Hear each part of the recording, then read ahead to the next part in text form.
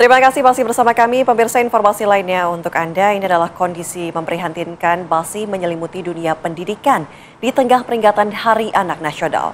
Salah satunya pemirsa yang dialami oleh Madrasah Ibtidaiyah Mahlatul Anwar Hayatul Jadidah yang terletak di Kampung Cimerak, Desa Margamulya, Kecamatan Cileles, Kabupaten Lebak, Banten.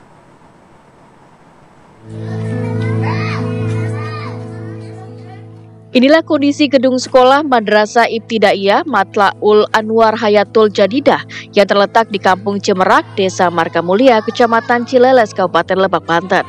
Bangunan sekolah yang rusak parah membuat kegiatan belajar mengajar berjalan dalam kondisi serba kekurangan dan tidak nyaman. Terlihat sejumlah kerusakan mulai dari ruang kelas yang nyaris roboh, atap bocor hingga meja dan kursi belajar yang tidak layak pakai. Ironisnya, siswa kelas 6 bahkan terpaksa belajar di saung karena ketiadaan ruang kelas.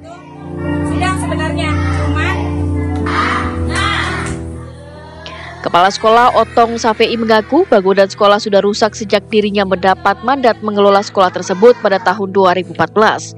Pihaknya sudah berusaha mengajukan bantuan lewat proposal dan lewat aplikasi SIM Sapras ke Kementerian Agama, namun sampai sekarang belum ada hasil. Nah Pak, kerusakannya ini seperti apa sih Pak kerusakannya? Kerusakannya mulai infrastruktur ya. Lihat dari meja dan bangku ironis gitu. Kita berupaya selalu membenahi tiap tahun kita masalah bangku dan meja. Bahkan yang ironis itu gedungnya. Gedung MI Hayatul Jadidah kelas 1, kelas 2 itu rusak parah. Lihat Bapak sekeliling, silakan dicek, bahkan plafon pun dicek. Itu bangunan udah lama. Mana sih perasaannya belajar di tempat seperti ini? Gak enak. Kenapa nggak enaknya? Karena kalau hujan suka kehujanan, buku-buku pada rusak. Oh, pada rusak. Emang sekolahnya kenapa, bocor atau gimana? Nah, itunya ditebang. Oh, gentengnya bocor. Terus nyaman gak sih belajarnya? Kalau seperti itu? Nggak nyaman ya?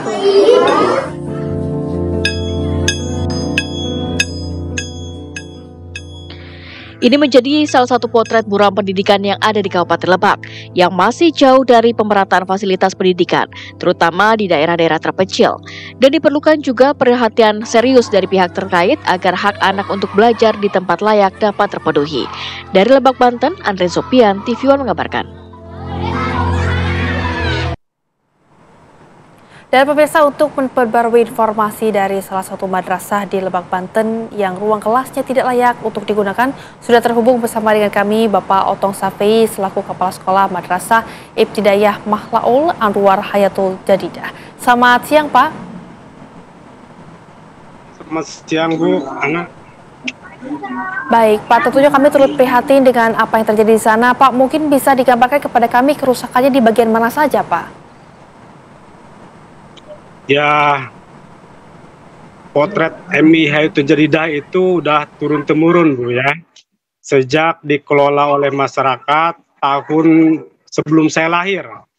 Gitu. Jadi Mahlatul Anwar itu lahir 1916. Ada yang di Cimerak ini dari turun-temurun.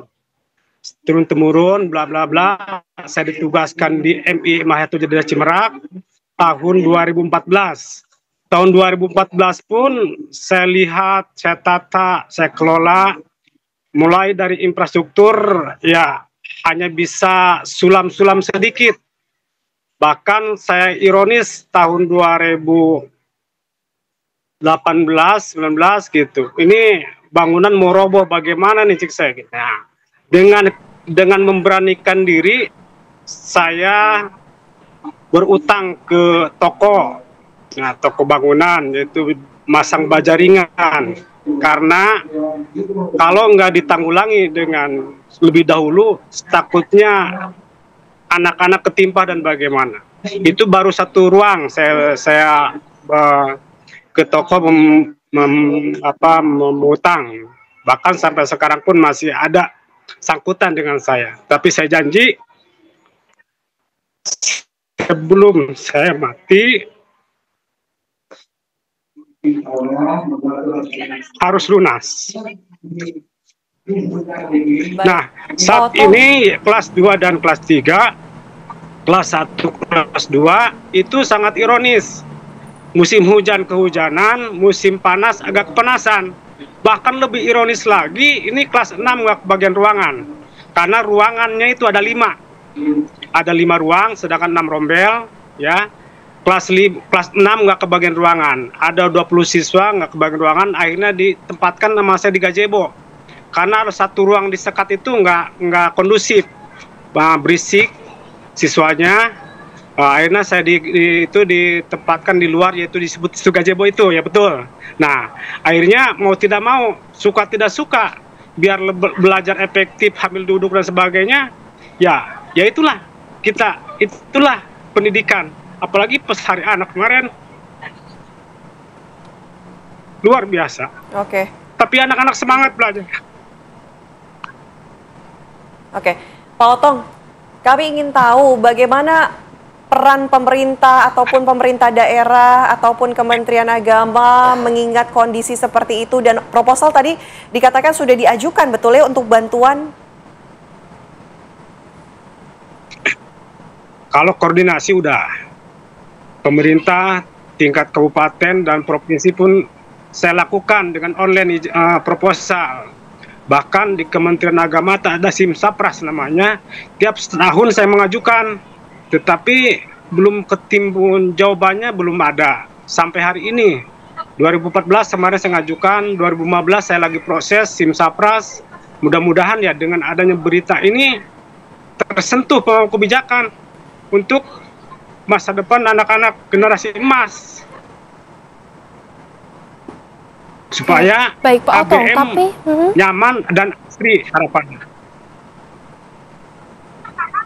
Baik, Pak Otong, Itu. tapi hingga saat ini apakah sudah ada bantuan dari orang tua murid ataupun mungkin dari masyarakat sekitar, mengingat kondisi sekolah di sana juga sudah rusak dan juga banyak juga pelajar juga yang masih belajar di situ, Pak?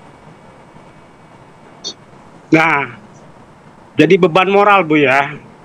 Namanya di kampung, pendapatan penghasilan masyarakat cocok tanam, ya. Saya menggarisbawahi, bahkan setelah turun dana BOS itu sulit untuk mendapatkan untuk musyawarah, artinya mendapatkan bantuan. Itu dapat bantuan SPP dan sebagainya dari masyarakat. Maka dengan ada saya 2014 ke sini, saya bebaskan semua, nggak ada pungutan itu, nggak ada pungutan apa-apa. Itu jadi beban moral bagi saya. Yang penting teman-teman semangat belajar. Itu. Oke. Pak Otong, Namanya Madrasah Ibtidaiyah ini apakah salah satu atau hanya satu-satunya sekolah di wilayah tersebut, atau di wilayah tersebut memang ada juga sekolah lainnya? Ada berdampingan di SD itu ya, sekolah dinas. Sangat ironis, Bu, ketika dibanding-bandingkan dengan dinas, mulai dari infrastruktur, PIP. Kemarin saya datangi oleh teman-teman, teman dapat PIP enggak Bu, tahun ini madrasah kayaknya belum ketimban PIP. Kok di dinas mana? Suka nangis ya dibanding-bandingkan dengan madrasah dinas ya, itu. Waduh, aduh Pak, ini juga semoga ya terdengar keluhan dari para murid, karena ini juga untuk menunjang pendidikan anak-anak bangsa yang akan memimpin.